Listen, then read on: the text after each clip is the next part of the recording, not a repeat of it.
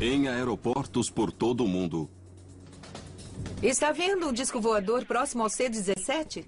Algo está acontecendo. Pilotos em terra relatam ter visto um OVNI. Linhas aéreas e agências do governo negam. Certamente acobertaram. Mas o áudio da torre mostra a verdade. Vimos há uma meia hora. Por que os OVNIs penetram em nosso espaço aéreo mais vulnerável? Pode ter acontecido algo sério no aeroporto de O'Hare. O que pode abrir um buraco de 2 quilômetros e 400 metros de comprimento numa nuvem? Algum tipo de objeto que estava irradiando calor. Ser invisível a um radar. A aviação civil preferiu dizer que ele não existe. E até a olho nu. Tem coisas que podemos não ver, mas elas podem estar lá. Esse é o caso número 47206. Aliens no aeroporto. Tome cuidado com o OVNI.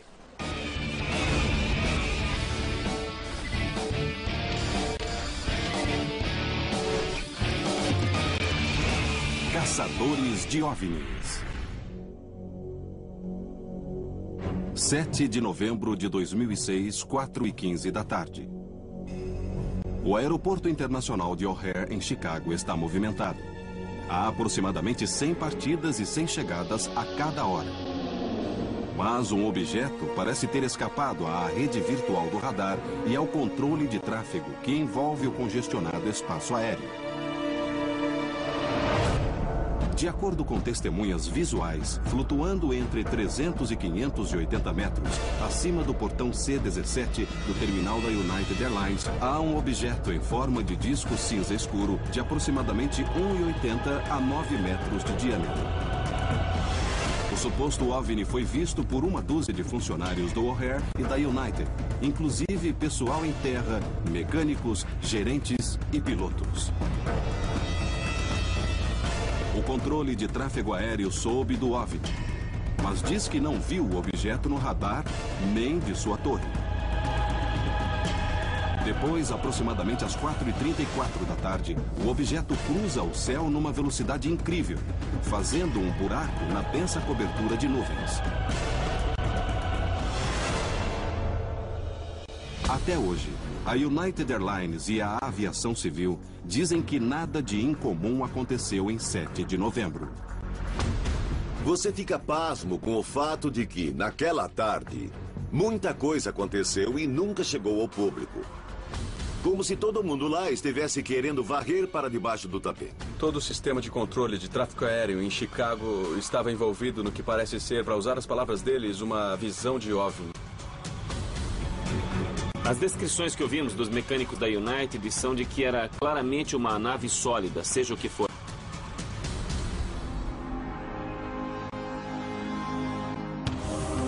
Em terra, em Chicago, Patty Uskert vai descobrir os detalhes por trás da visão e como a história vazou primeiro.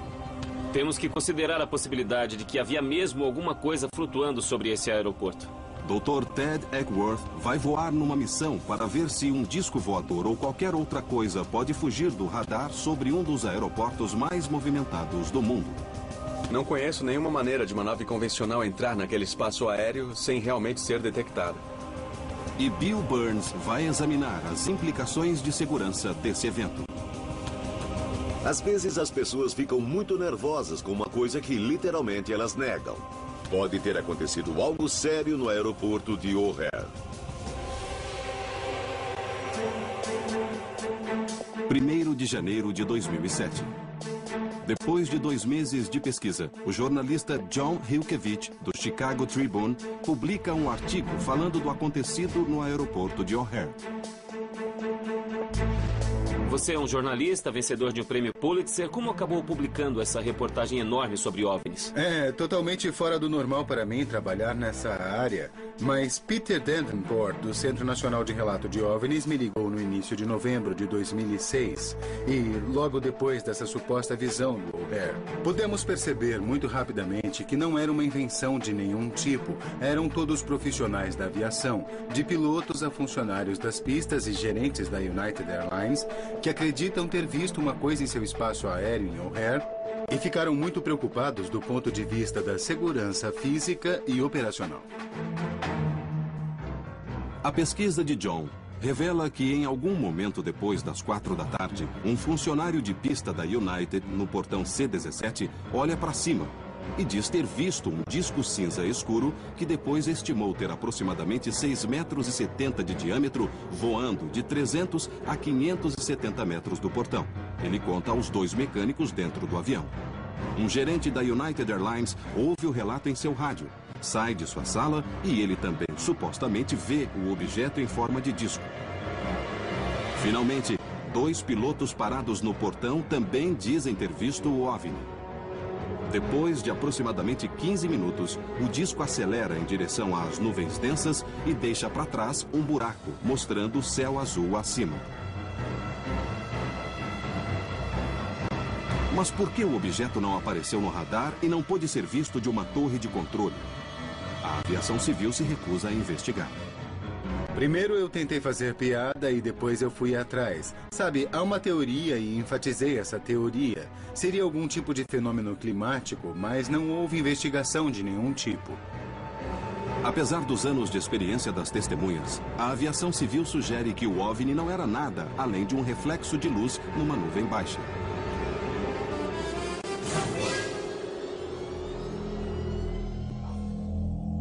Por que a aviação civil preferiu ignorar testemunhas confiáveis como essas? Está no regulamento deles não identificar relatos de OVNIs e ele diz especificamente que se um membro do público ou qualquer outro vir o que acha ser um fenômeno aéreo não identificado, deve entrar em contato com o Centro Nacional de Relatos de OVNIs ou com as autoridades locais. A United Airlines não é uma entidade do governo, ela é uma empresa privada. Como é que eles reagiram? Inicialmente, a United me disse que não tinha conhecimento sobre essa visão e não havia nada em seus registros, nenhuma documentação. Mas aí, uma prova apareceu. Depois de muitos pedidos do ato de liberdade de informação, a comunicação verdadeira com a torre foi divulgada. Claramente, funcionários do aeroporto dizem ter visto algo. Essa é a comunicação verdadeira entre os funcionários da United Airlines e o controle de tráfego aéreo. Essa é a primeira vez que ela é transmitida. Você viu alguma coisa acima do espaço da United? Eles ligaram dizendo que alguém observou um disco voador uns 300 metros acima do portão Charlie 17. Está vendo alguma coisa aí? Vimos há uma meia hora. Quem viu? Vários de nós aqui no pátio do Charlie. É mesmo? Viram quem? Os mecânicos da United. Mas, de acordo com Hilkevich, os funcionários da United dizem que foram proibidos pela companhia de falar sobre o incidente. Ele continua buscando e fala com o porta-voz da United. Numa conversa por telefone, ela diz a ele, abre aspas, minha preocupação é que meus funcionários falem com você. O que nós não autorizamos e não vamos autorizar. Nenhum dos funcionários podia ter o seu nome usado no jornal por causa de possíveis repercussões. A tentativa da investigação de conseguir entrevistas com funcionários da United também encontrou uma resposta curta, mas educada, que dizia, obrigado pelo convite que teremos que recusar. Resumindo, a aviação civil e a United foram cúmplices numa mentira. Certamente acobertaram. Se eles se comunicaram por baixo dos panos para inventar essa história, eu não sei. Mas os dois negaram saber da existência desses relatos e há evidência em rádio que mostra que eles souberam disso em 7 de novembro. Essas conversas gravadas de 7 de novembro entre a torre de controle e os funcionários da United revelam toda a história. Inicialmente, o pessoal da torre parece cético quando ouve os primeiros relatos. Torre de O'Hara, aqui é o Dave. Oi, Dave. Aqui é a Sue, da torre da United. Sue, oi. Está vendo o disco voador próximo ao C-17? Ah, não começa, Sue. Tá vendo discos voadores, é? É o que o piloto e os caras da pista estão dizendo aqui no C-17. Eles viram um disco voador, mas nós não estamos vendo. Ah, Sue. Não está vendo? Eu não vi nada, Sue. E se tivesse visto, não admitiria. Minha primeira impressão ouvindo o áudio da torre é de que deve ser muito estranho para eles encarar a possibilidade de que há um OVNI em cima do aeroporto deles. Mas quando relatos de terra continuam a ser recebidos, o tom dos funcionários da torre muda de cético para preocupado. Alguns dos nossos pilotos em terra relatam ter visto um OVNI a 300 metros do lado B do aeroporto. Vocês souberam de alguma coisa? Sabe, a torre da pista me ligou há uns 10 ou 15 minutos. Não vimos nada por aqui. Tá bom. Mas vamos ficar de olho, com certeza. Estamos ouvindo o incidente. As vozes reais de pessoas reais na torre, conversando com os funcionários da United, que dizem ter visto algo como um OVNI por cima de suas cabeças. Enquanto a torre luta com relatos não confirmados, várias testemunhas finalmente se abrem.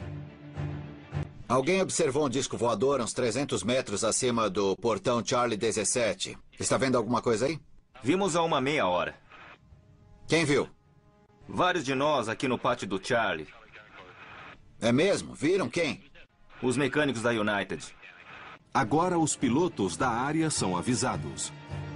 Alguém relatou um OVNI, um disco voador acima do pátio do Charlie. Ninguém viu, mas cuidado. 8668, pode usar o Alpha para Northport e tome cuidado com o OVNI.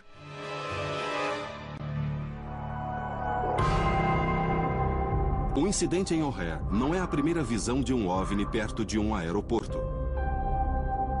Em 1978, no aeroporto McCarran, em Las Vegas, pedestres e um piloto veem um OVNI em forma de disco, com luzes brancas brilhantes. E em 1997, por cima do aeroporto JFK, em Nova York, um 747 da Swissair quase bate num objeto cilíndrico branco brilhante que circulava em alta velocidade. Uma organização que fez uma profunda investigação das visões de 7 de novembro foi o NARCAP, o Centro de Relatos de Fenômenos Anômalos da Aviação Nacional. Como organização, o NARCAP lida exclusivamente com pilotos e controladores de tráfego aéreo que relatam fenômenos aéreos não identificados.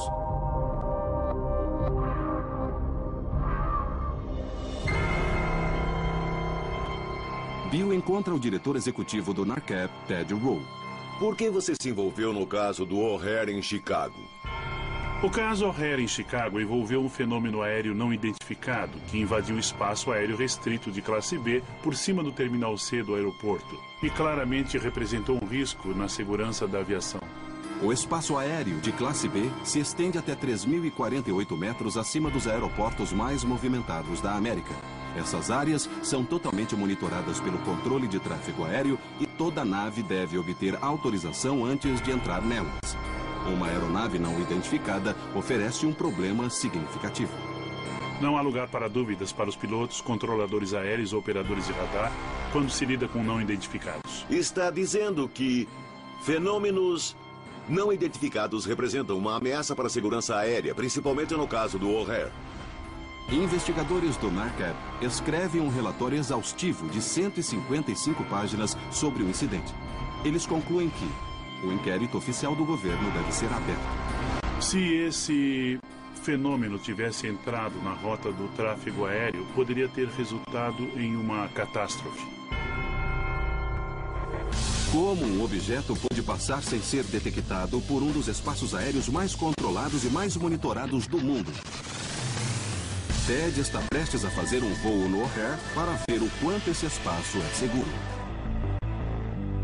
Será que algum tipo de nave poderia penetrar no espaço aéreo do O'Hare em Chicago? Enquanto um vídeo revela como contatos imediatos podem acontecer. A equipe está em Chicago, Illinois, investigando o relato de um OVNI em forma de disco que foi visto pelos funcionários da United Airlines em 7 de novembro de 2006 no Aeroporto Internacional de O'Hare. Illinois tem sido um imã de relatos de atividades de OVNIs nos últimos anos. Investigações anteriores examinaram visões em massa de uma enorme formação de luzes triangular por cima do subúrbio de Tinley Park em 2004. E a perseguição intensa de outra nave triangular no sul de Illinois por 5 departamentos de polícia diferentes em 2000. Agora as visões de OVNIs vieram para a maior cidade do estado e um dos aeroportos mais movimentados do mundo.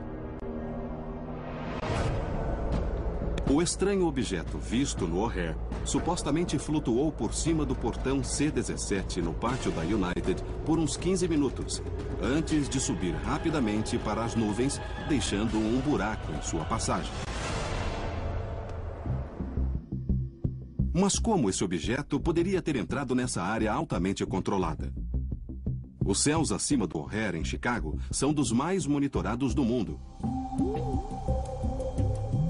Ted está prestes a voar para ver como até mesmo um avião pequeno deve passar por intensa averiguação ao se aproximar do aeroporto. O propósito do voo é testar se algum tipo de nave poderia ou não penetrar no espaço aéreo do O'Hare, em Chicago, sem passar por esses vários níveis do controle de tráfego aéreo e das coberturas de radares. O espaço aéreo controlado em torno do mundo é organizado como cilindros imaginários que ficam em torno dos aeroportos. Os cilindros ficam mais estreitos quando as aeronaves descem para altitudes menores e se aproximam do aeroporto. Se mapeados, eles parecem um bolo de casamento de cabeça para baixo. Em cada camada sucessiva do bolo, o grau de comunicação com a torre de controle e as exigências ao piloto aumentam. Scott Schweider, um instrutor de voo local, vai ajudar Ted a pilotar até o O'Hare. Entrar aí não vai ser fácil. Tá bom. Eles vão ter que mexer em muito tráfego por nós. Vai estar cheio. Ted vai sair do aeroporto executivo de Chicago a uns 16 quilômetros ao norte de O'Hare. Decolagem liberada. Lá vamos nós. Muito bem, prontos para partir. Depois de receber autorização da torre do executivo de Chicago, Ted sobe para 914 metros na base da terceira camada. Quando se aproxima de O'Hare, é contatado pelo controle de aproximação de Chicago antes de descer a 609 metros na segunda camada. Nessa camada, ele é constantemente observado pelo pessoal da torre e pelo radar. Ele recebe mais 2 contatos antes de alcançar a camada mais baixa, onde finalmente é entregue à torre de O'Hare. Em algum lugar entre 9.200 e 18.500 metros, passamos a torre de controle.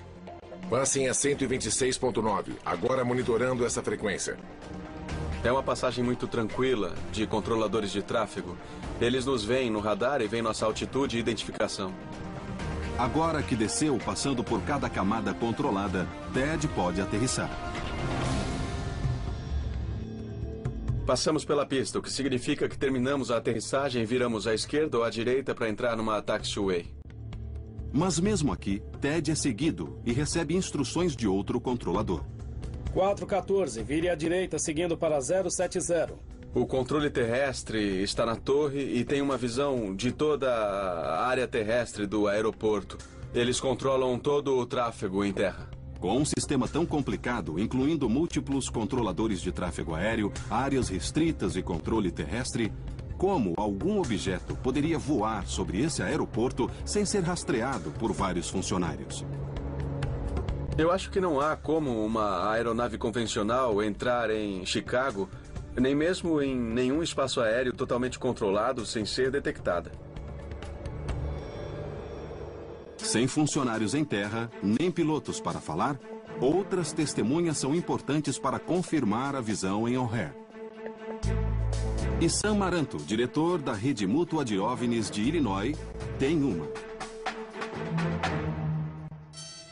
O que queremos é uma testemunha que seja totalmente independente da aviação civil e da United Airlines. Bem, Pat, acho que temos a testemunha. A testemunha de Sam diz que estava num carro dirigindo para O'Hare quando percebeu algo no céu. Ela ia pela estrada Manheim, onde percebeu o objeto por cima do portão C-17 e seguiu para a área internacional, estacionando o mais rápido possível. Ela e a amiga saíram e observaram o objeto por algum tempo junto a grupos de pessoas que se encontravam naquela área. A testemunha, conhecida somente como Senhorita J.H., apareceu depois do artigo de Hilkevich no Tribune. Ela pede anonimato, mas concedeu uma entrevista gravada por telefone a Sam. E para sua proteção, sua voz foi alterada. Quando eu vi o primeiro, ele estava bem na minha frente. Um pouco para a esquerda e parado lá. Não parecia com um avião de jeito nenhum. Parecia forte demais, porque ele absorvia e tomava as cores de tudo à sua volta. Pela descrição dela, eu imagino que essa coisa foi bastante difícil de se ver. Essa descrição de um OVNI que parece se misturar à atmosfera é similar a outra visão aérea relatada em Paris, em 1994. Um capitão da Air France também vê um disco que ele disse desmaterializar diante de seus olhos. É uma segunda história de um OVNI que pode utilizar uma nova forma de tecnologia de ocultação? Mas a aparência do objeto por cima de Chicago não é sua única capacidade não convencional. Ele foi de 0 até Deus sabe que velocidade num instante. Ele apareceu, as pessoas se assustaram muito e outras gritaram mais ainda quando ele foi embora.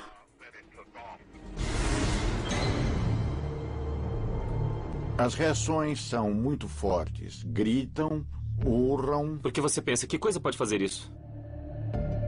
Era bem óbvio que não era uma nuvem. Era bem óbvio que não era um objeto sólido. Ele não mudou de forma. Obviamente não era um balão que estava sujeito ao vento. Ele não se movia com o vento. Não foram umas luzes que pareceram estranhas à noite, nem nada disso. Foi uma visão diurna, bastante clara. Isso foi oficialmente explicado como um fenômeno climático pela aviação civil, mas JH disse que não era uma nuvem, que não se movia como vento, que não era um balão. Ela diz que era uma nave bastante sólida e estruturada. Sem dúvida nenhuma, essa mulher viu exatamente a mesma coisa que o pessoal da United viu. Ela descreve essencialmente uma nave estranha em forma de disco que voou e daí fez um furo nas nuvens. Eu acredito que eles viram a mesma coisa. Com testemunhas exigindo anonimato, a investigação vai até um controlador de tráfego aéreo que estava na torre de O'Hare naquele dia. Alguém observou um disco voador uns 300 metros acima do portão Charlie 17.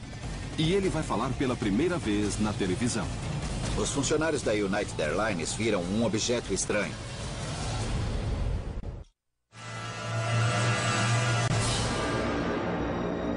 A equipe está em Chicago, investigando um suposto OVNI visto pelos funcionários da United Airlines em 7 de novembro de 2006. A aviação civil, alegando falta de evidências visuais ou no radar, se recusa a investigar. A United Airlines fez uma investigação interna e o repórter John Hilkevich confirma que eles proibiram os funcionários de falar em público a respeito.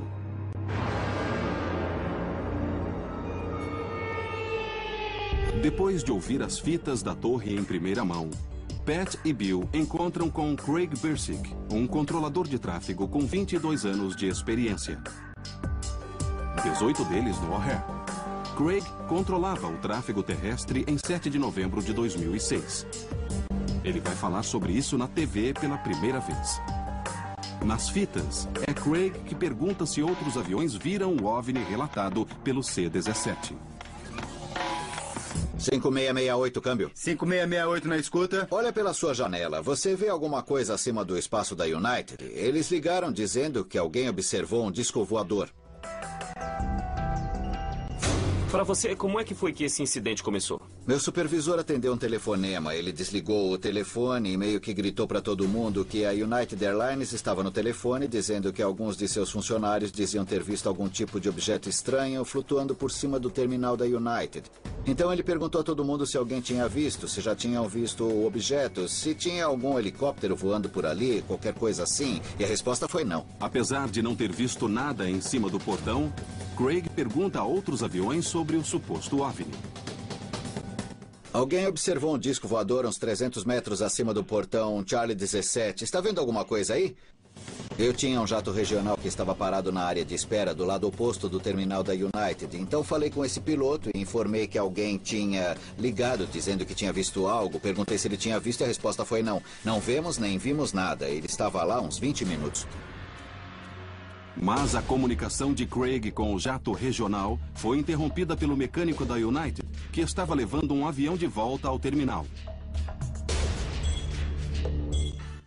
Vimos há uma meia hora. Quem viu? Vários de nós aqui no pátio do Charlie. É mesmo? Viram quem? Os mecânicos da United. Então, o que acontece quando se juntam esses dois relatos conflitantes? Como tenta resolvê-los na sua cabeça? Se tivéssemos visto alguma coisa como eles, obviamente seria bem diferente, mas nós não vimos nada e havia não menos que 15 pessoas na cabine da torre naquela hora, controladores, supervisores, gerenciadores de tráfego, sabe? Trabalhamos num prédio feito para ver uma aeronave. O nosso trabalho é esse, a especificação do nosso trabalho é segurança. Temos uma visão ampla de 360 graus e o único ponto cego que eu diria que há é exatamente em cima da torre de controle. Mas, de acordo com o relatório do NERCAP sobre o incidente de O'Hare, há uma falha no projeto da torre. Baseado nos cálculos do NERCAP, um controlador de tráfego próximo ao console de frente para o portão C17 teria uma visão vertical num arco de uns 30 graus antes de sua visão ser bloqueada pela parte de fora do teto e da moldura superior da janela. Ele só poderia ver até um máximo de 550 metros acima do nível do chão. Pode ter acontecido algo sério no aeroporto, já que esse objeto estava a aproximadamente 580 metros do chão, vocês não poderiam vê-lo da torre. O que diz disso? Isso não é verdade. O terminal da United fica diretamente em frente à torre de controle. Oposto ao terminal, há duas das principais pistas. Se ele estivesse flutuando por cima do terminal da United, teríamos visto. Eu sou curioso. Se você tivesse visto alguma coisa, o que teria feito? Pararíamos as decolagens e as aterrissagens, mandaríamos os aviões esperarem. Só que não vimos nada, não havia nada lá para investigar e não houve nenhum impacto na operação. Na opinião de Craig, a visão foi causada por um fenômeno climático. Não estou dizendo que não viram nada, mas o que viram deve ter sido algum tipo de reflexo provocado naturalmente. A noite começava a cair, tivemos asfalto molhado o dia todo, você tem aviões para todo lado, centenas de aviões com luzes. E o terminal da United é todo de vidro, tem reflexo demais. Eu sei que o Craig acredita que nada aconteceu, mas eu tive a chance de conversar com John Hilkevich, que esteve em terra conversando com as testemunhas. Elas são bastante confiáveis, eram pessoas experientes, elas todas falam sobre algo que claramente era um objeto definido. Eu não sei como unir as duas opiniões.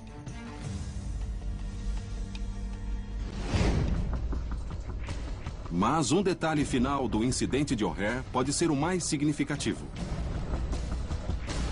De acordo com as testemunhas, o OVNI subiu rapidamente, formando um buraco na nuvem acima, por onde eles puderam ver o céu azul. Não é a primeira vez que testemunhas das supostas visões de OVNIs relatam ter visto buracos estranhos feitos nas nuvens. Em Newfoundland, em 1947, em Warwickshire, na Inglaterra, em 1977 e recentemente em 2002 em Ventura, Califórnia. Ted encontra o meteorologista William Puckett, um dos autores do relatório do NERCAP sobre o OVNI de Chicago. As testemunhas que dizem ter visto esse fenômeno na formação das nuvens estavam olhando diretamente para cima ou horizontalmente para o lado? Pelo que eu soube, elas estavam olhando para frente. Logo depois do objeto ter feito uma subida repentina, elas viram esse buraco na nuvem e viram o céu azul. Pelo histórico meteorológico, quais eram as nuvens mais altas naquele dia? Pudemos determinar que as nuvens mais altas estavam aos 3.000 metros. Se o OVNI entrar nas nuvens a 580 metros e depois passar por elas até 3.000 metros, o buraco é de uns 2.400 metros de comprimento. Então está dizendo que temos esse buraco cilíndrico de 2.400 metros de altura. Que tipo de energia seria preciso para converter isso assim no ar? Essa quantidade de evaporação, em 1 ou 2 segundos, precisa de uma quantidade de energia astronômica. Por algumas estimativas, uns 100 megawatts de energia seriam necessários para gerar calor suficiente para criar um buraco desse tamanho. Comparando os motores de um 747 impulsionando a aeronave de umas 180 toneladas, rápido o suficiente para bater a velocidade do som, usaria apenas uns 60 megawatts, praticamente metade da energia do que atravessou as nuvens em Chicago. Só há duas maneiras de introduzir calor numa coluna de nuvens assim. Pode ser um objeto que irradiava calor enquanto subia, ou poderia estar a bem mais que a velocidade da luz, um impulso eletromagnético que aqueceria a coluna de ar. E essa é a única possibilidade que posso imaginar que seria plausível, porque as descrições dizem que aconteceu rápido assim. Com a habilidade do objeto de escapar do radar, a habilidade de se misturar à atmosfera e a habilidade de fazer um buraco de 2.400 metros através de nuvens densas, a nave claramente demonstra extraordinária característica. Mas o incidente de O'Hare não é a única história sobre um OVNI avançado entrando num espaço aéreo supostamente seguro.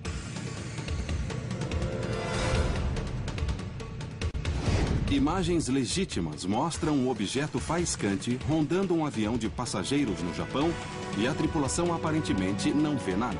Esses OVNIs supostamente vistos por cima de aeroportos podem se tornar invisíveis? É possível alguma coisa aparecer em vídeo, mas não ser vista a olho nu? Ah, é claro.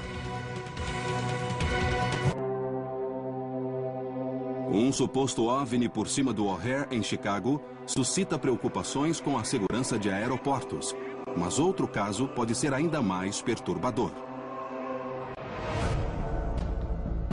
24 de outubro de 2004. A uns 48 quilômetros do leste do aeroporto internacional de Itami, em Osaka, no Japão.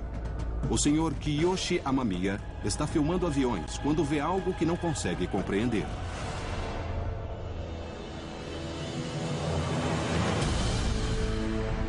Sua gravação nunca foi mostrada em público. Ela nunca foi transmitida pela TV. Um objeto faiscante parece estar em rota de colisão com um avião que se aproxima. A luz parece passar perigosamente perto da asa. A câmera segue o objeto enquanto sua forma se modifica. Primeiro parece uma bola sólida e quente. Depois, uma segunda fonte de calor se materializa. Finalmente, depois de 3 minutos, o objeto começa a sumir e depois desaparece. Apesar do objeto ser claramente visto pelo visor da câmera, quando o homem olha diretamente, não vê nada. O objeto é invisível a olho nu.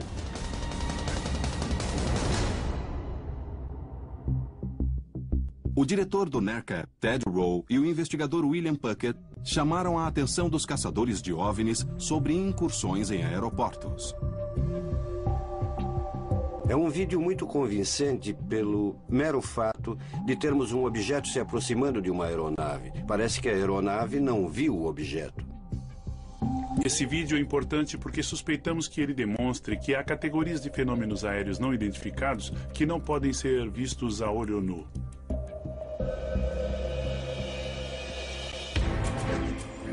Mas essa não é a primeira vez que um vídeo captura uma coisa que parece ser invisível.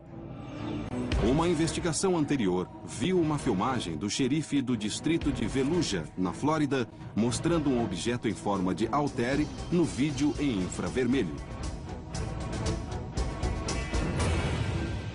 O objeto também estava sobre um aeroporto. E também era invisível a olho nu.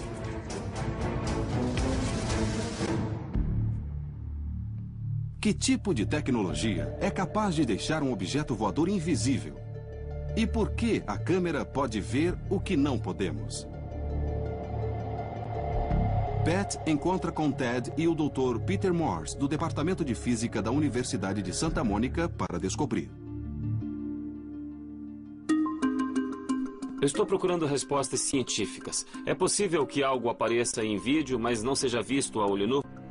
É claro, a luz visível é uma parte do espectro eletromagnético e só vemos uma pequena parte dele, mas há todas as outras partes do espectro eletromagnético, os raios gama, os raios X, ondas de rádio e infravermelhos.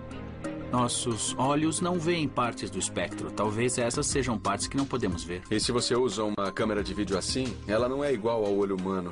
Então captura a informação do que vemos e do que não vemos com o nosso olho. Ted acredita numa explicação para o objeto por cima do Japão ser visível à câmera, mas não ao operador dela. É porque ele podia emitir luz infravermelha. O olho humano só pode ver uma pequena parte do espectro eletromagnético.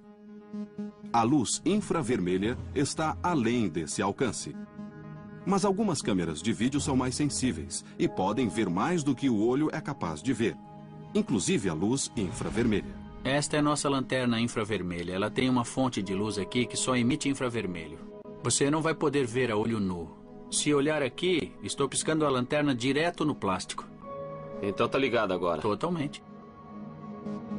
Não, não tô vendo nada. Olha pela câmera.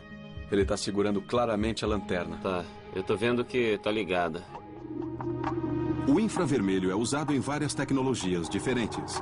Os militares usam lasers infravermelhos para guiar mísseis que buscam calor em direção ou para longe de alvos. E a NASA usa para transmitir informação através de milhares de quilômetros no espaço.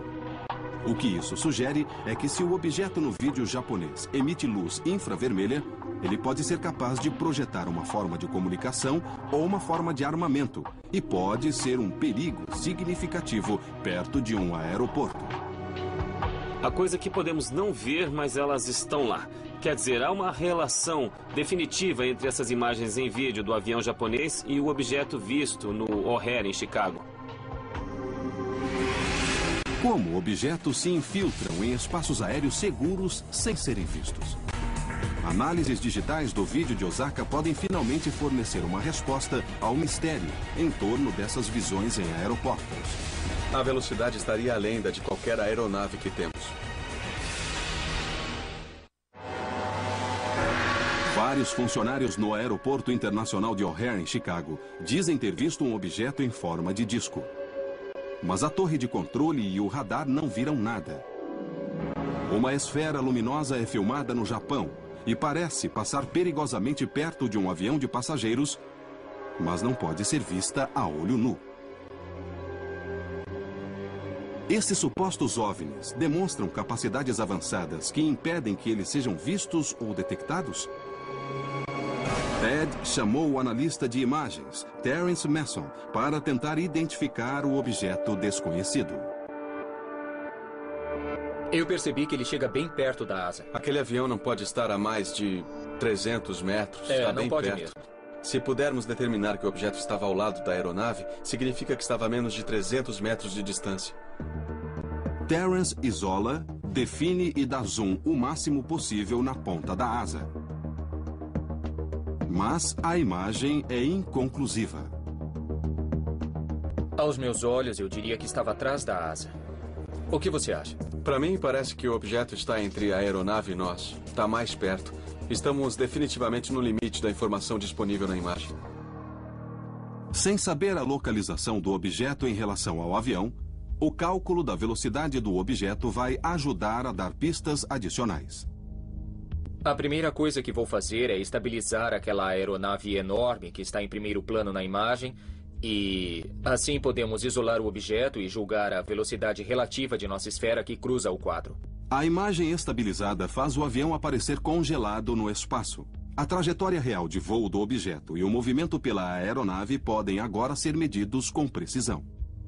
Ele aparece em 1 segundo de vídeo, passa no que parece ser 2 distâncias da ponta de uma asa à outra. Faz de 106 a 121 metros por segundo, o que dá 800 quilômetros por hora.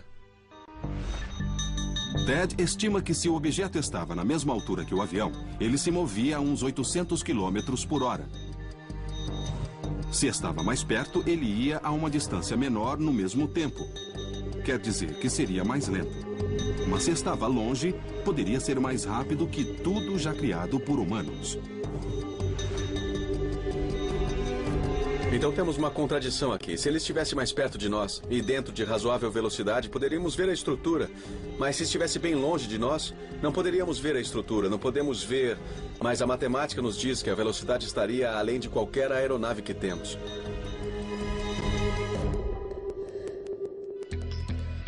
Terrence também pode provar que o objeto está se distanciando da câmera.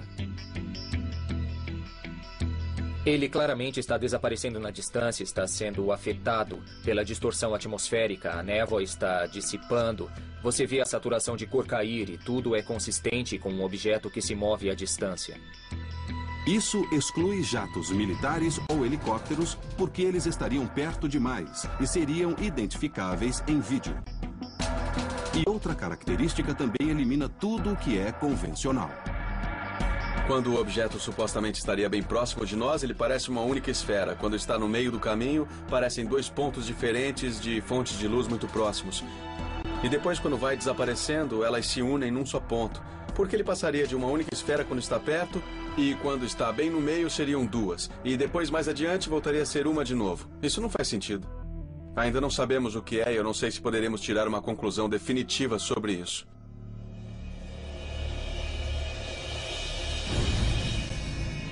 Tanto em Chicago quanto no Japão, a identidade desses objetos continua indefinível. Um escapa do radar e supostamente usa mais energia que um 747 para abrir 2.400 metros de nuvens, enquanto o outro se mantém invisível e pode voar em velocidades além de qualquer aeronave conhecida. Se tecnologias como essas não podem ser identificadas no sensível espaço aéreo, quais são as repercussões? Bill encontra com o ex-ministro da Defesa britânico Nick Poole, que foi responsável pela investigação e pesquisa de OVNIs para o governo britânico. Não importa o que os OVNIs são. Não importa se você é cético ou crente, se tem algo não identificado operando no espaço aéreo restrito e controlado. Então é uma questão de segurança aérea. Alarmado pela recusa da aviação civil americana em investigar o incidente em O'Hare, Pope escreve um artigo no New York Times, intitulado Ameaças Voadoras Não Identificadas, em julho de 2008. Um ceticismo saudável sobre viajantes do espaço extraterrestres levam as pessoas a desconsiderar as visões de OVNIs sem pensar um segundo. Mas nos Estados Unidos, isso se traduz em superdependência dos dados do radar e indiferença a todos os tipos de aeronaves não identificadas. O que quer que sejam esses objetos, por estarem no espaço aéreo comercial, temos que levá-los muito a sério. Se não estamos interessados em algo a não ser que ele se comporte como uma aeronave convencional, isso nos torna vulneráveis tanto ao terrorismo quanto à espionagem.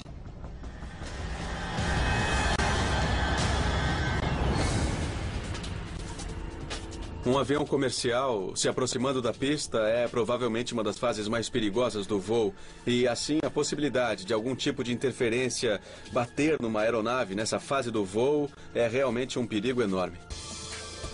Se pilotos e equipes em terra, cujo dever é cuidar da segurança da aeronave, virem alguma coisa, seu testemunho deve ser tido como confiável. Isso pode se virar contra nós. Mantendo esses fenômenos ufológicos em segredo, os próprios pilotos estão em perigo de não saber o que fazer quando encontram um deles. A aviação civil, o governo ou alguém precisa realmente pôr um protocolo em prática.